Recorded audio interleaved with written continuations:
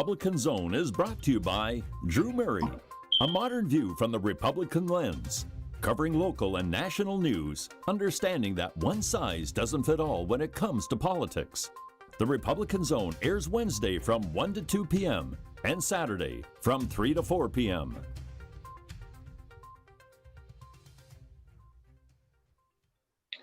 Good afternoon. You're listening to Usually Radio. My name is Drew Murray, and I am the host of the Republican Zone.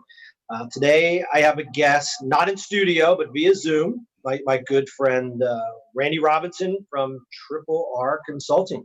So, Randy, thank you for being my guest. Hey, man, thanks for having me, Drew. I really enjoy coming onto your platform and just having the dialogue that we share. Sure. No, the show with you is always easy. We don't tend to have any long pauses. We can talk easily. Yeah. But it is weird. So I'm in studio for the first time in actually months. But you can't be here because we're still social distancing. So we'll do our best. I can't see your face really. But so it'll be a new experience for us. So. But thank you for coming on. How have you been? How are you handling COVID-19 life? Well, I've been very fortunate and blessed with my primary business being consultant to charter schools, that the governor and legislature was fine enough to assure that charter schools will be paid their full stipend throughout the school year. So that allowed for our schools who employ my consulting services to retain me. So that part was fine and a blessing. Excuse me. The quarantine and staying in the house, that's a new development, just being in the home. I think it made lots of people reevaluate their home and living situations. Sure. So I live by myself, and it was fine and great, but the four walls start closing in on you, then you start to look at, having a family around, it actually has some benefits. I start really considering just my social and dating status after being home alone for a couple months. Well, I hope you're still social distancing, Randy, and your single life. But it must be hard. It's I love being with my wife and family, but I think my wife would agree. We could use a little time apart. And but I can see being alone must be probably great for the first few days, but then it gets a little old. Yeah, it was great for the first couple of weeks and all. Then it's like, oh man, I wish some people come out. I mean, the hardest part, I was this away from my goddaughter, and I couldn't see her, and her and I share a very close relationship. So I saw her for the first time, and she actually turned 16. I was about to say happy birthday to her. I 16. Yeah, the first time I've seen her in about 2 or 3 months, and that was difficult. But being the single guy who lives alone, I got a lot of friends who just want to stop by for a break from their living situation. So the loneliness didn't last long. Yeah, come on. Well, you're more than welcome to come over. And it's warm enough now. We can be in my yard, so that's right. Plenty of space. And yes. I tested positive for the antibodies, so I am probably one of the safer people to have in your house. Yeah. So how was that? I did see that. First of all, let me say that I'm glad that you didn't incur any of those horrific medical results that we've seen that could happen from the effect of having the virus. So I'm glad that you're happy. You're well, you're safe, and your family is well and safe. No, so absolutely. Tell us, what was that experience? It wasn't. I was lucky. It was early on. I know the date. It was March 14th. I woke up and I had a fever, and there were people in my office at work who we knew were exposed. And a week later, a gentleman in my office tested positive. I could not get a test personally. I didn't have every symptom, at least not every symptom that they knew at the time. Mm-hmm. And I'm not young, but I'm younger. So I was pretty sure I had it, but my symptoms were not as bad as many unfortunately have had. And the same for Christy, my wife. She was sick, but it wasn't horrible. And and Scott and Alexander were asymptomatic. So they tested positive for the antibody, but didn't ever have any symptoms. So we were very, very lucky, fortunately. Oh, well, God bless you. Because unfortunately for myself, I've had had a few people whom just succumbed to just the devastating effects of COVID-19. So No, we'll be very, very conscious. It's still a very, very, very real pandemic that's going on. Oh, absolutely. It is dangerous, and it's still dangerous out there. There's talk, should we reopen, should we not? And we can talk about that today, but no Yes. matter what and where you fall on that issue, it's still dangerous, and we need to be careful. Yes. So, Sure. for those who don't know Randy was my campaign consultant during city council. This is a crazy time. I'm in another election for state rep. Hopefully I can hire Randy if things ever do open up and I can raise enough money. But Randy has been very good to me, and he's basically given me the advice of a friend throughout this primary so far. But Randy he's in politics. He's a consultant. He is in addition to what he does for charter schools, he is a campaign consultant as well. And as you know, Randy, this is probably the craziest campaign cycle in the history Ever. of the United States. Ever. We started, in our presidential year, Pennsylvania actually, moves its primary up to April, so we can at least play some role in the election of our party nominees. But so in April, so that didn't work out because of COVID-19. So we got shoved back to a June 2nd date, and then here we are 2.5 weeks later in June. We finally got the results of some of these primary elections, and interestingly enough, for the first time, particularly in Philadelphia, that quite a few of our state rep races went contested with the pandemic and the shutdown.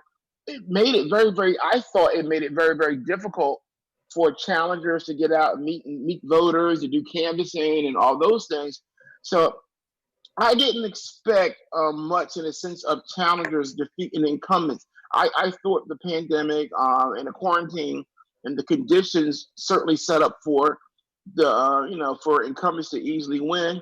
But lo and behold, we had some upset. So this is the craziest cycle ever. And we're just looking at numbers, and with the whole mail-in ballot operation, we still got the participation rates and turnout rates are what they are, but comparable to complementary other cycles, people actually still did participate at the levels that they normally do. So, which was very, very interesting, because it's going to be a lot of data in terms on the impact and effect of mail-in ballot. What are the tools in terms of assuring and tracking that you're targeting your voters and people actually mailed it? It's like, as a consultant, people always say, "Hey, your check is in the mail." So now it's like, "Hey, my ballot's in the mail." So you gotta just take that with a grain of salt. So it's making campaigning very, very, very, very different. And so 2020 has thrown us at this another curveball. The aspect of the mail-in ballot, once we all got it understood, the rules, and and you got all the political back and forth about it, trust it, don't trust it, is the system prepared to be rigged? So you have all these things that are just being spewed out by just many people with many agendas. You didn't know what to think about it. So I wasn't sure if people would trust it and actually participate.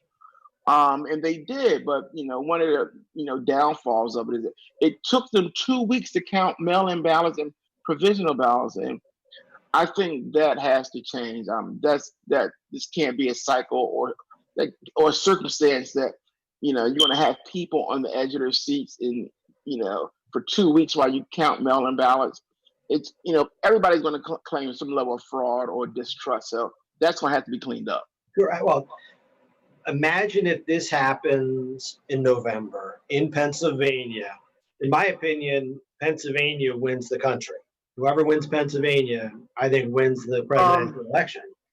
So what happens if we're 3 weeks? I mean, and there's going to be a lot. What do we have in Philadelphia? 340,000 actually,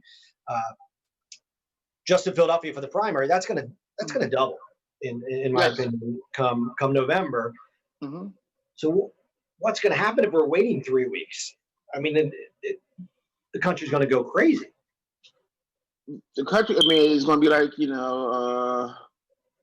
the hanging Chad in Florida with Bush Gore. I don't think this country can sustain a presidential election being in the limbo because of counting of mail-in ballots in these voting practices that's throughout the country.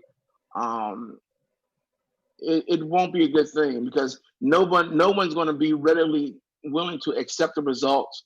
Everyone's going to feel disenfranchised, and particularly with the level of intensity around this particular election, not underscored by the racial dynamic and unrest in the country. Our president's high polarization rate. So if anything that's going to have to be crisp and clear is this decision by the American electorate in November. And we're looking like in Pennsylvania, which is going to be a critical state for the first time in a while, but we're going to be a critical state. And now we have this electoral process, election process called this mail-in ballot program that we clearly have not figured out the kinks in it. So I'm not sure what they do. I mean, because you get your mail-in ballot relatively early, you can send it in.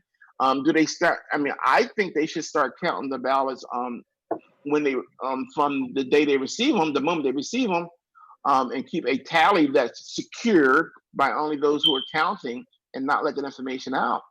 But you can't wait to the night of the election to start counting those ballots.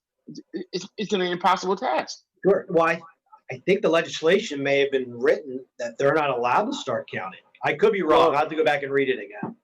Well, they see the trouble in the time it took to count ballots during his primary. There may be some legislation they may immediately enact, or just executive orders from the governor. But November can't go like this. I'm not sure what the policy is in terms of when they start to count. But that's not effective. We have to have an answer. I mean, preferably that night, but by the next day on election day. And we're not going to have it if we're still in some level of lockdown, which I assume we're going to be. I mean, we had 2/3 of the votes, at least in Philadelphia, came via mail-in. If that happens again in November, with twice as many people voting and consequently mailing in, unless they figure something out, it's going to be more than 2 weeks. It's going to be 3, 4. It's going to be a month. Yeah, so I mean, what to figure out is either start the count process earlier, or you're going to have to ramp up staffing and prepare people so that you can count more ballots faster. Sure. So it's one or two. Because certainly, I think the mailing ballot utilization is going to be something that we're going to stick with. A lot of people enjoyed the convenience. They just they enjoyed it, and I think that for voter turnout, I think it may be an easier thing to encourage people just to vote at home and put it in the mail as to getting them out to the polls on one particular day. So maybe we go to Texas and actually do early voting. I think that we've already we involuntarily entered into an elongated electoral process, an election day process. So we might as well make it official, so we can, you can have all the things in place so that you can get a quick, accurate count. So if you do early voting, you can count those votes as soon as they come in. And again, I think that's how they're going to have to do it, because in this cycle, in this year, I don't see the commissioner's office increasing their staffing. They don't have the budget for it. So they would have to quadruple their staffing as far as counting votes, and I don't see that happening. Well, I don't know if there are dollars associated with doing a federal election. It's the presidential election. I'm not sure. It's possible that there is or not. So there are a myriad of decisions, and that is going to have to be made relatively soon, so that we can have those decision made and the people in places and the policies and processes in place, or it's going to be held here in the streets in November over this election, right? So again, I'm dumbfounded about this. Fortunately for me, I didn't have a candidate in this cycle, and I sat back and I watched it, and it was I couldn't believe that it took so long to get an answer. So. And a lot of the races were close. I mean, look at They the one were. second with Brian Sims and Richard Shaban. She was winning coming out of election day. Yep. But then lost, not by a lot, but Brian had a lot more mail-in votes than she get from a percentage standpoint. Yes. Well, you look at also in the 198th district, there was formerly Rosita Youngblood who retired. On election night, you had a Supreme Dow who had a great turnout on first, and Derecha K. Parker. This is on the Democratic side. Derecha K. Parker, who was the endorsed candidate of the retiring Representative Youngblood, last place, and then over the weeks and weeks, and the first of the last shall be first. It turned upside down with Supreme Dow actually finishing last, and 3 weeks after election day, Derecha K. Parker prevails largely because of the mail-in ballot. So what I'm saying with this mail-in ballot is there probably senior voters, dedicated voters who's already made their minds up and they just get it out of the way, and those votes goes in early. So those identified favorites or incumbents, they get those votes very, very early, and it looked like it saved the day for Brian Sims. Yeah. Well, in that race, in the Youngblood race, I mean, the final tally was what? The range was 26 to 24%. As I watched that closely because my friend Fareed Abdullah was in that race, and you're right. It was every day someone was new. Derecha was, as you said, she was last, and Supreme was first, and then it literally flip flopped by the time all the mail-ins were closed. And even though it flip flopped, it was still maybe 500 votes between Supreme and Derecha, and then you had two candidates in between, Fareed and I forget the fourth, but so you had 27% to 25% to 24 to 21. So they all had a solid voter base there, and the difference between the first and is only about like 600 votes between first and last place. I mean that was amazing. That was an amazing race. Yeah, it was an amazing race. But I'm very happy. We saw Roebuck, Representative Roebuck, who was minority chair of education for a number of years, taken down in the district from a guy whom I relatively knew very little about. But it's that Working Families Party thing. They put some work in and got some their candidates out, and they got some strong demonstrations for some of their candidates. These progressive. Look at Nikhil Saval. I mean, I knew that day that Larry Farnese was in big trouble.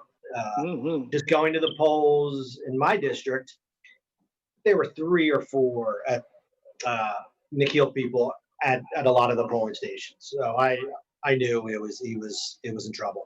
Meaning Larry was in trouble. Yes, which was very, very interesting because, again, it played the reverse of what the mail-in ballot. Farnese being the incumbent probably should have encouraged mail-in ballots. They gotten his voters in early, but Saval had a strong late surge, and the ground game overcame the mail-in ballot program that I'm thinking incumbents would rely upon, because they can ID their voters and get them in early, and then focus on those who come out for E-Day. So that Working Families Party really, really is going to, they're not going away. In the Democratic Party, welcome to your little Tea Party, because they're going Exactly. to. Well, look, the write-in, and especially under the coronavirus, I think you had to spend more in your campaign because you couldn't go door to door. You couldn't do the grassroots. You were relying on mailers, Well, right, which are so expensive. And well, that's what but Nikhil must have done. He must have done a lot of mailers. yeah, you do a deep mail program, but with a mail program, at least it gets you can micro target and really, really develop a dialogue. Particularly with voters, are if two things happen, that your actually mail actually hit the mailboxes of your intended voters on time in a timely manner, and then secondarily that they actually read it and actually pick it up and read it. So that's the hedge point on a mail program. Um, but I'm not sure if it costs more. I mean, because putting bodies on the street to go knocking door is kind of it can range in cost. It depends on how many people you want to put out there. Sure. Well, I'm thinking So grassroots, those people on the street are volunteers, I guess, is yeah, what well, I was that's the thinking. fortunate part. More Yeah, challenging. yeah. So that's what where the Working Family Party organization comes into play in terms of a campaign, because they already got built-in dedicated trained volunteers, and they're going to go out and target. So when your money raised, you can just utilize that for your mail-out programs and electronic stuff, and for data and technology.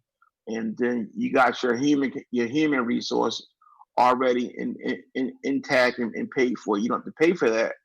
That gives it a great benefit. That's what parties were before, what the whole purpose of having committee persons and a party apparatus is that when you're the candidate, you would inherit a built-in network of team to go out and get your vote out. But that they don't do that as much anymore. And now that you become the candidate, and then you got to pay them to do what they were supposedly elected in those positions to do. Sure. So Well, even looking at the those mail-in, what is, when I ran last year, we talked about the timing. We wanted everyone to get the mailers a week before the election. You don't have that small window anymore with the mail-ins, because now that window is a month long. You want to get it in front of people before they send in that mail-in ballot. yes.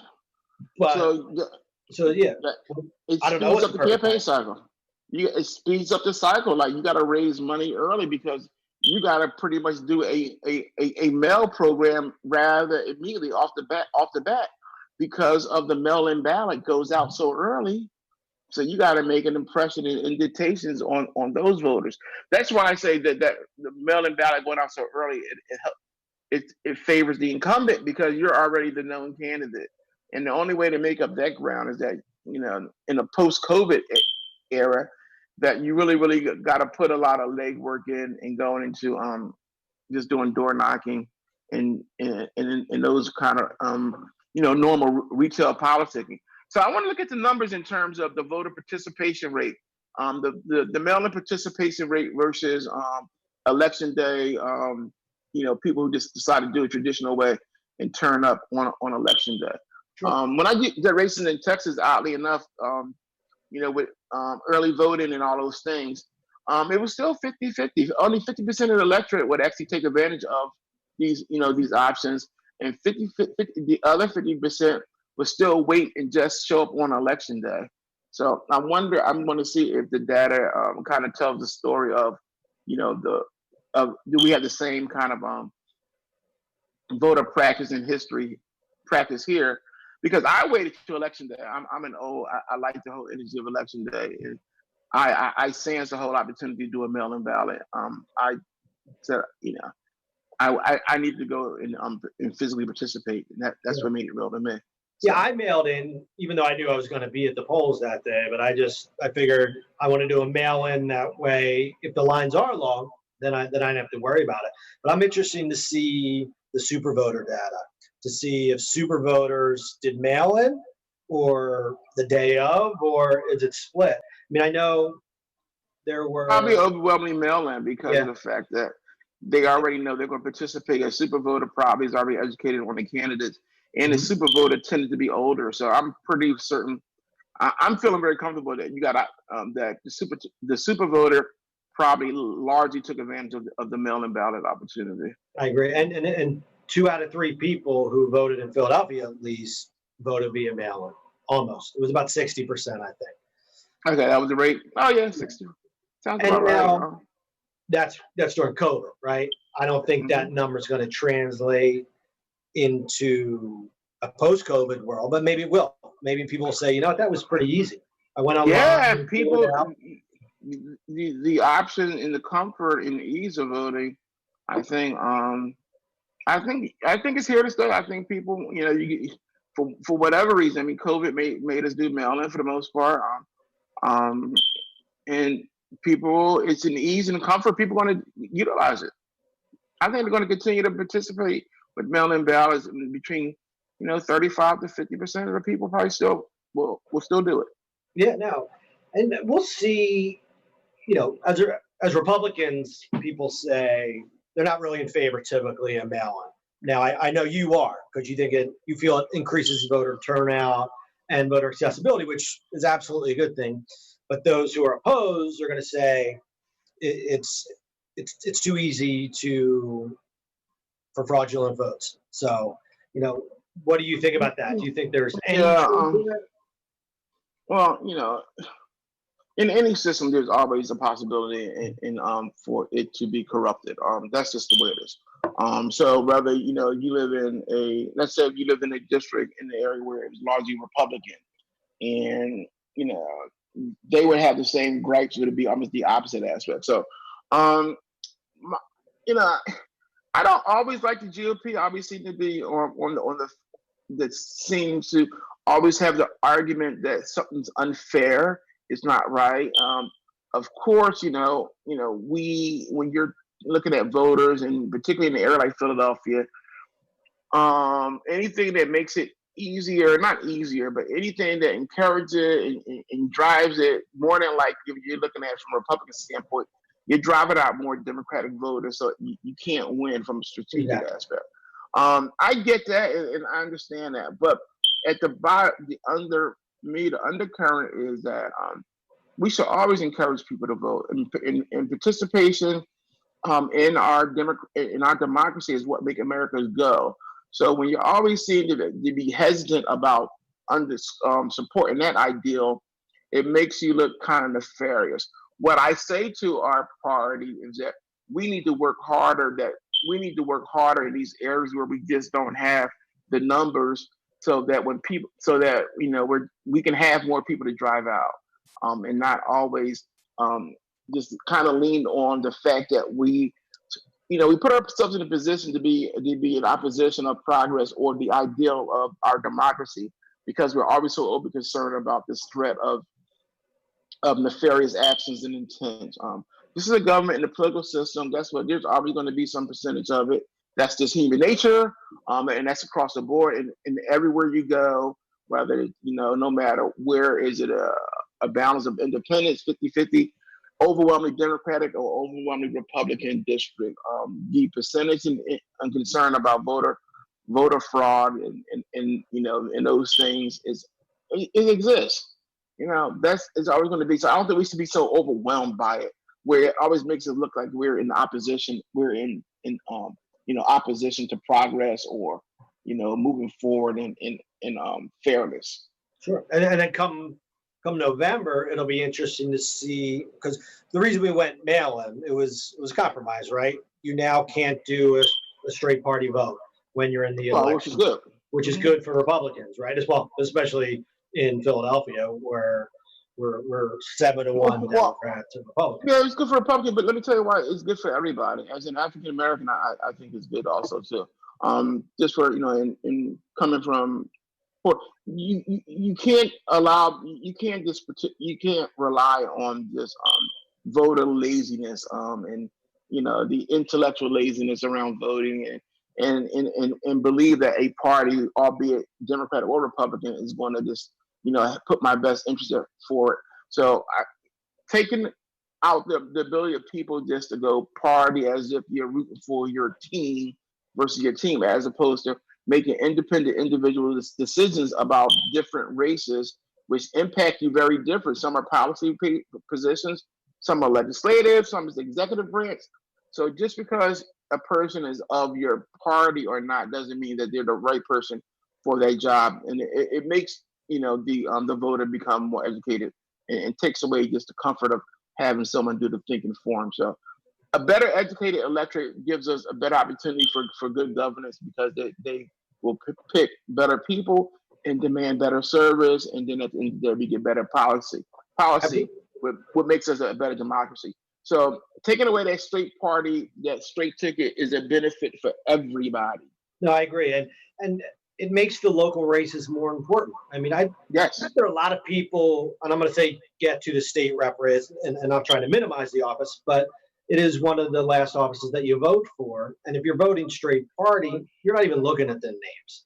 Now you're going to go down and you're going to read names, and you're going to vote for people that are going to affect you much more than the presidential election. oh, absolutely. Local legislators affect your life, your day-to-day life, way more than the national. Absolutely. I think when I was a lobbyist for a number of years in Harrisburg, and the immediate thing when I noticed that in Harrisburg was that the legislators who were just from all parts of the state, being a state rep was an incredibly important job. And in Philadelphia, we kind of, to a large degree, look at it like almost like a state rep would be a glorified block captain. It was really a down ballot, and people just paid it no attention. And then you look at all the budgets, education, health and welfare, and prison budget, our judicial systems.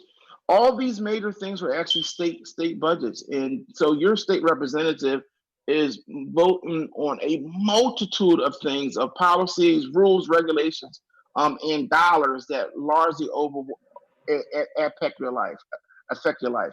And we were just undervaluing the position of state rep and state senator. They are critically important, and particularly for Philadelphia, because the biggest division in Harrisburg isn't Democratic and Republican.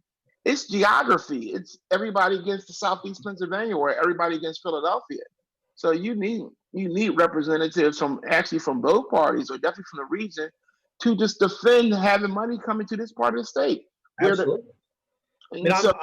I'm not unbiased, obviously, but I think a Republican in the 182nd is going to get more done in Harrisburg than a Democrat, because it is they still control the legislature in Harrisburg, and Philadelphia is always like the ugly stepchild, even though we're the economic engine of the state. I can't underscore it enough, and it has nothing to do with party, but strict strategy for being Philadelphia.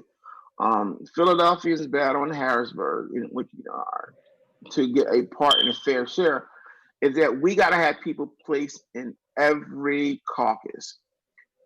Having Republicans in southeastern Pennsylvania, where at large time amassed a lot of power, with the Pellegis of the world, and that were even southeast in John Prezell was former Speaker of the House.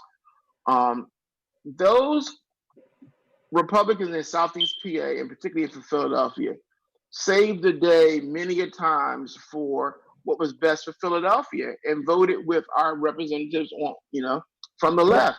And they would make a coalition around Southeast Pennsylvania. So having Republicans who were, with a love and zeal and for this region in our city, in Harrisburg, and those caucuses is a tremendous asset.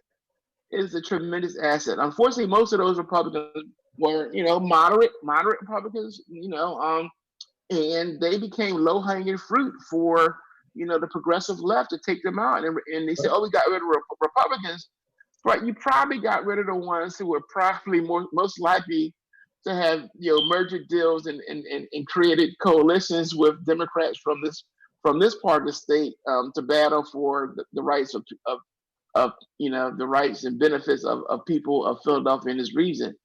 So it's not everything is not as simple as left and right. We really got to be strategic, particularly when it comes to Harrisburg.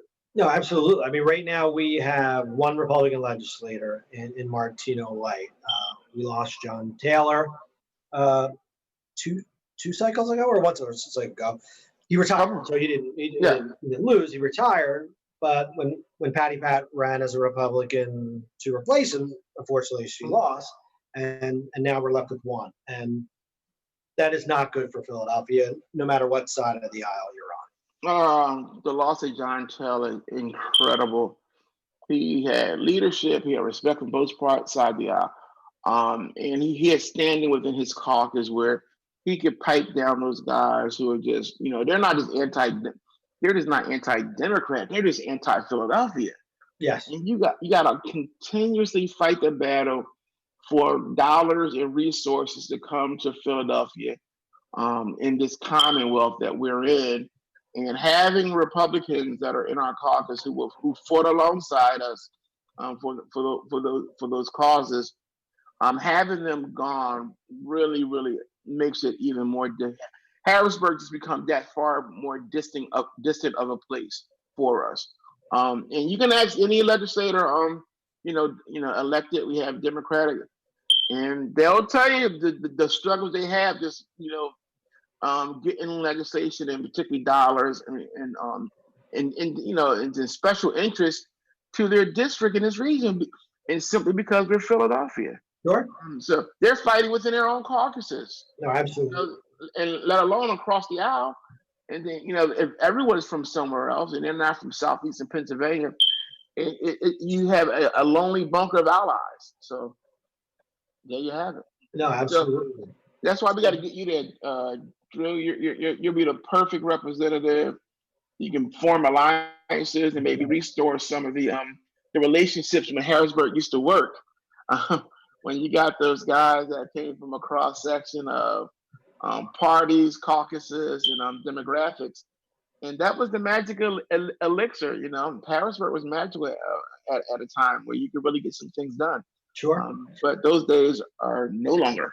No, and look, the election today on my side, I'm in a primary opponent, so it's been very little. But my message to people in the one debate that we had with Brian and Marissa was, look, number one, I am a moderate. I think a lot of Republicans think I'm too liberal, but my message is, number one, try something different. But the fact that I'm a Republican, I'm going to have more of an ability to communicate in Harrisburg than I'm going to use Brian Sims as the example, because now he has won the primary, but Brian's a polarizing figure, and there are a lot of people in Harrisburg on the Republican side who are not happy with it. They're Democrats who aren't happy with him either. So what hence his really hard fought primary victory. So clearly there are some people not satisfied on his side of the aisle with his performance. No, and Marissa did very well. I think the final number was 56% for Brian and 44 for Marissa, which is an incredible number considering the COVID-19, her being new to politics. So it's not like she was a challenger but had $300,000 like Nikita. Yeah. She was new to politics, and just seeing his very interesting with his seniority and his platform and presence and notoriety, that someone can come in and get 40-something% of the vote. That really, really, really sends a message to you as an incumbent, particularly in the state rep for a state rep race in Philadelphia. He's going to have to be rethinking some things.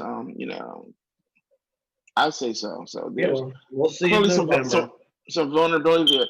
I mean, the key is, again, bigger than the party is the individual and the fact that you're a Philadelphian.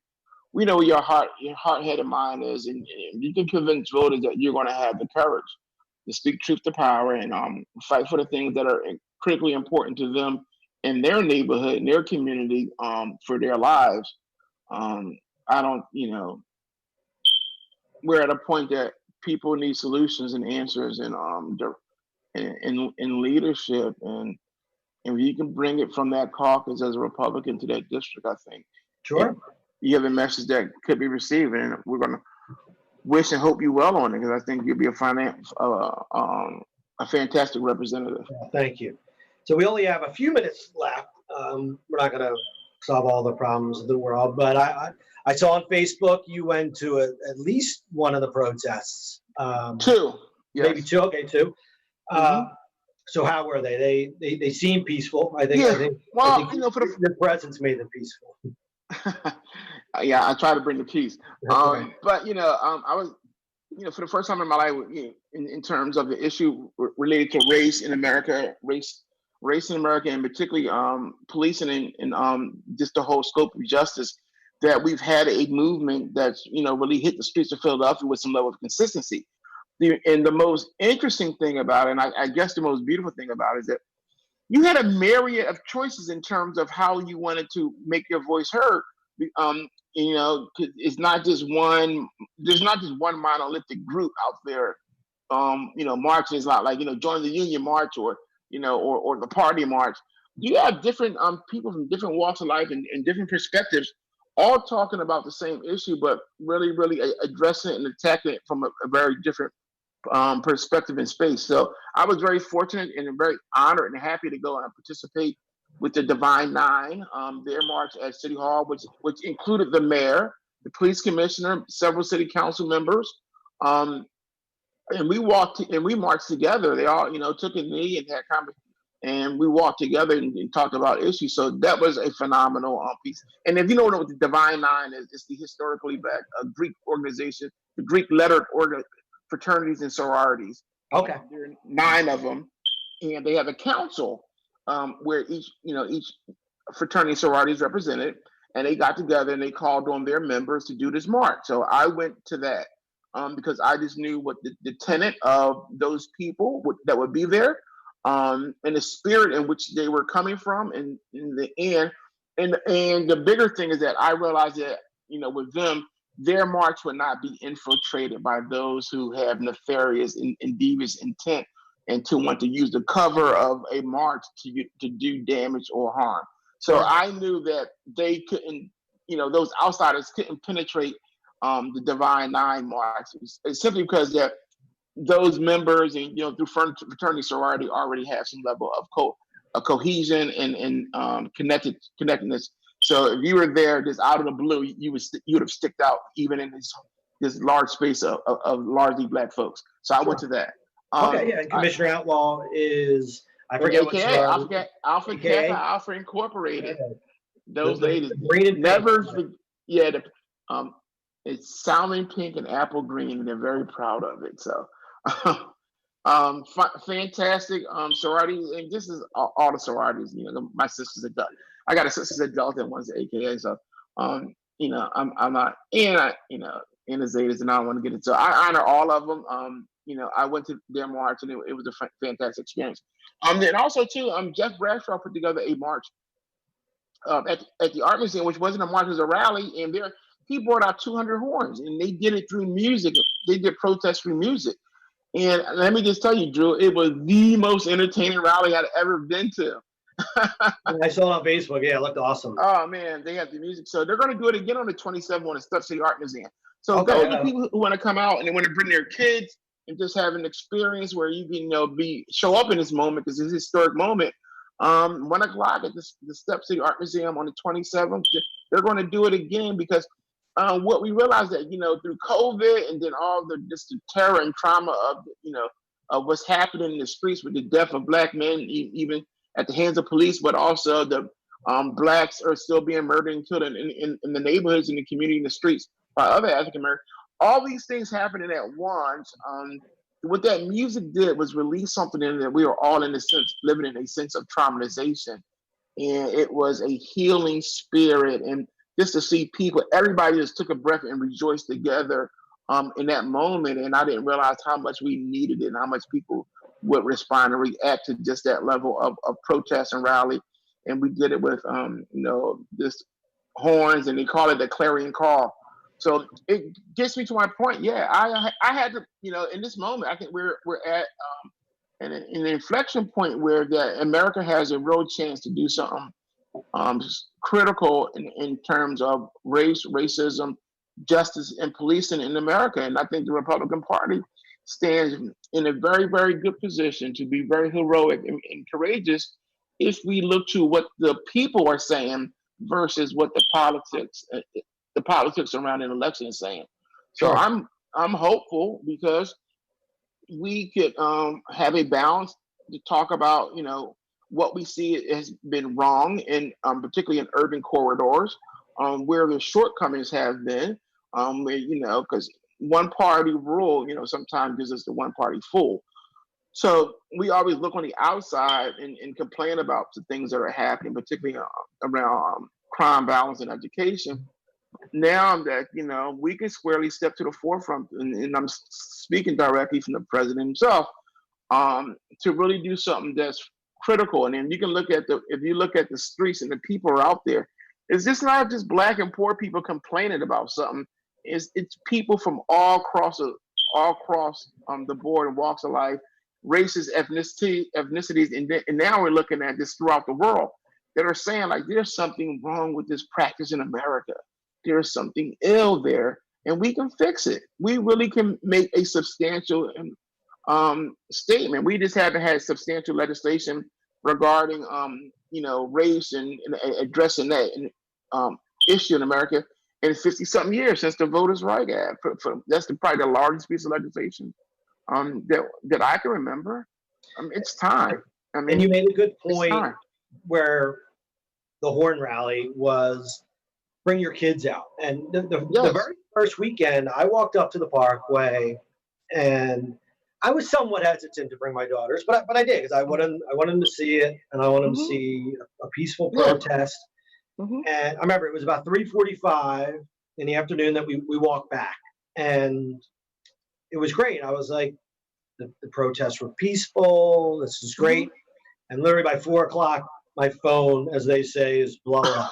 And everyone's like, Drew, are you okay? I saw that you were out at the rally on the Parkway, and I'm like, yeah, why? Great. And they're like, well, I want to go look on your roof and look toward Broad and Spring Garden because there's a fire. There's a police car on fire. And sure enough, I went up and I saw two plumes of smoke from two different locations. Drew, literally by the time and hour, you can tell the tone and tenor of what protest is going on. Well, absolutely. So, on June 27th, I would love to bring Scarlett Alexander to 1 to 4 p.m. It's 4 p.m. Yeah. That I know will be 1 p.m. 1 p.m. to 4 p.m. 1 p.m. Okay. I'm writing it down.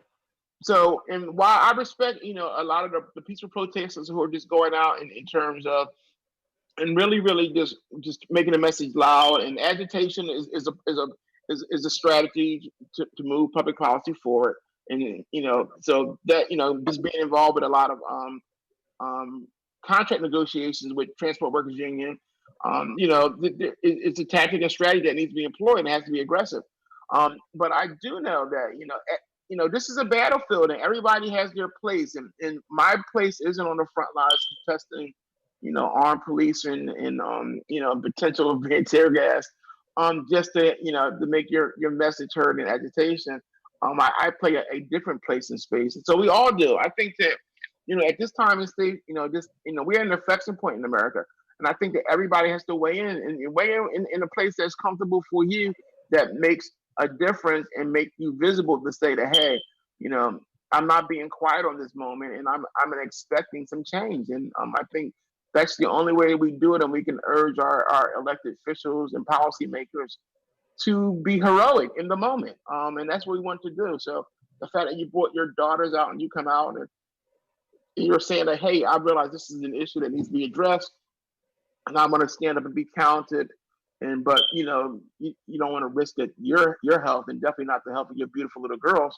So at this time and place, there are a myriad of opportunities that you can choose from, and those people who want to come out in the spirit and bring their children and rejoice and just talk about issues and in the nice sunset, in the nice sun, at the setting of the Museum of Art, the 27th at 1 to 4.